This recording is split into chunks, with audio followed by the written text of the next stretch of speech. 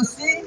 Donc, vous savez que l'autorité palestinienne remplit le rôle qu'attend Israël de ses services, c'est-à-dire de réprimer les résistants, de les tuer. Ils ont eux aussi incendié des maisons à Jenin et Tulkarem. Ils ont remis des résistants qu'ils ont attrapés, qu'ils ont arrêtés, ils les ont remis à l'occupant israélien. Et donc, je pense que les Palestiniens ont déjà quand même assez à faire entre Israël, les États-Unis, Trump maintenant, etc., pour se payer en plus chez eux l'autorité palestinienne corrompue et qui veut montrer qu'elle est capable d'administrer la bande de Gaza et que donc elle fait ses preuves, n'est-ce pas, sur les Palestiniens de la Cisjordanie. Donc, voilà, cette autorité palestinienne, il faut la dénoncer, ça n'est pas acceptable. On sait bien entendu que quand une occupation, une colonisation dure longtemps, il y a forcément des collabos. Je veux dire que ça, je veux dire que nous, on en a eu en France pendant la Deuxième Guerre mondiale. Il n'a pas fallu plus de 8 jours pour qu'ils existent. Et c'est une occupation, c'est une guerre qui n'a duré que 4-5 ans. Alors imaginez quand ça fait 76 ans, ça serait très bizarre qu'il n'y ait pas de collabos, qu'il n'y ait pas de corrompus, qu'il n'y ait pas des gens qui essayent d'en profiter. Ce qui est étonnant, c'est même qu'il n'y en ait pas plus.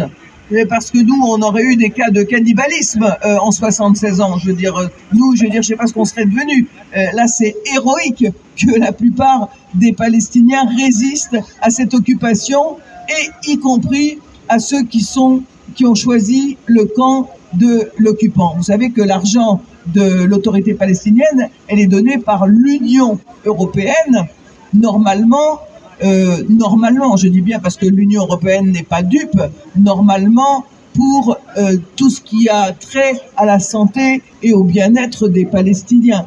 Et elle utilise cet argent, en vérité, pour elle-même, déjà pour se remplir les poches, et pour avoir des gens armés qui sont en mesure de réprimer les Palestiniens qui résistent à l'occupation.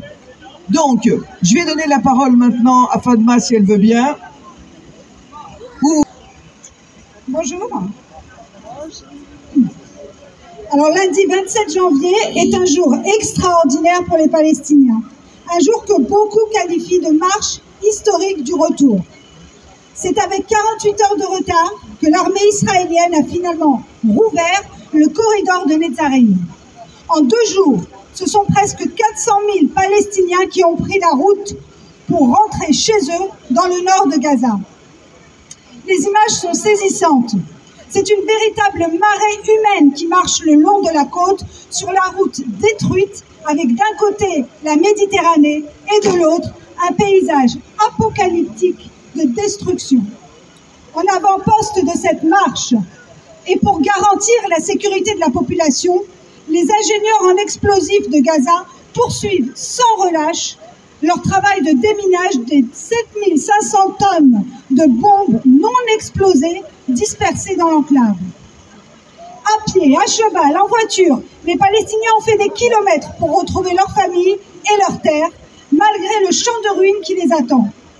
Une façon de dire leur attachement à leur terre et le refus de partir, comme voudrait les y inciter Donald Trump. Alors le journal Middle East Eye a posté une image intéressante d'une famille qui retourne à Gaza Nord en bateau et s'est lancée dans une comparaison historique avec ce commentaire. En 1948, les grands-parents montent à bord de bateaux fuyant vers l'inconnu. En 2025, les petits-enfants montent à bord du bateau en direction du port de Gaza. Alors à présent, je vais partager avec vous quelques témoignages de Gazaouis et vous vous rendrez compte à quel point la résilience, c'est vraiment ce qui définit les Palestiniens. Je vais commencer par l'auteur palestinien Ramzi Baroud qui a posté « Aujourd'hui, nous sommes témoins de l'inimaginable. Un demi-million de Palestiniens se dirigent vers le nord, blessés, souffrants, mais souriants, chantant et agitant le drapeau palestinien. C'est plus qu'un symbole. Le droit au retour n'est pas seulement un rêve, c'est une réalité. » Ensuite, Fatima, 44 ans, qui sait que sa maison a été détruite. Mes sentiments aujourd'hui sont indescriptibles. Nous savons que nous souffrirons dans le Nord et que nous dormirons sur les décombres. Même si nous ne savons pas ce que nous ferons une fois rentrés chez nous, nous sommes heureux. Nous pouvons tout reconstruire tant que nous sommes sur notre terre et en bonne santé. J'ai rêvé de ce moment toutes les nuits. Dieu merci, nous avons vécu pour le voir. Cette fois, je ne quitterai pas ma maison, quoi qu'il arrive. Bravo!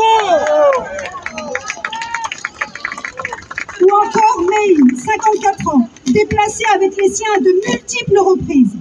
Nous avons amené de l'eau, essayé d'aménager les lieux, mais la maison peut nous tomber dessus à tout moment. Alors nous sommes retournés à nos tentes. Il n'y a aucun produit de première nécessité à Rafah. Pas d'eau, pas d'électricité, pas de sentiment de sécurité, même avec le cessez-le-feu actuel. C'est impressionnant comme Beth Laïa, Jabalia et Rafah ont été réduites à néant pour que la vie n'y soit plus possible. Le pourcentage de maisons habitables est minime. La nôtre a été bombardée.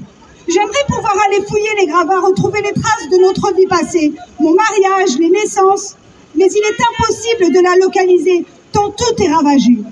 Maï, elle est fière de ses enfants.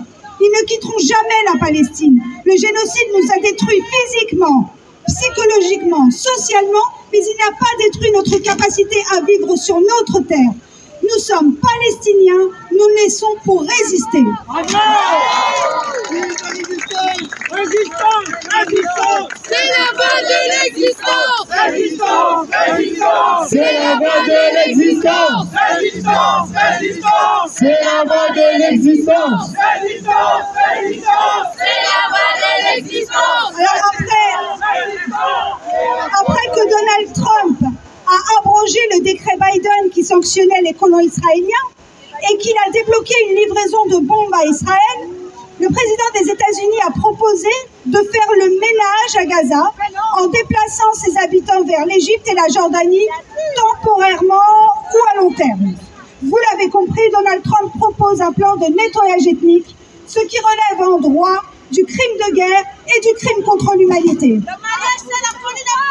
L'Égypte et la Jordanie ont rejeté cette proposition. Quant aux Palestiniens, je vous partage la réponse de Shahir Youssef, 55 ans et 13 déplacements en 15 mois.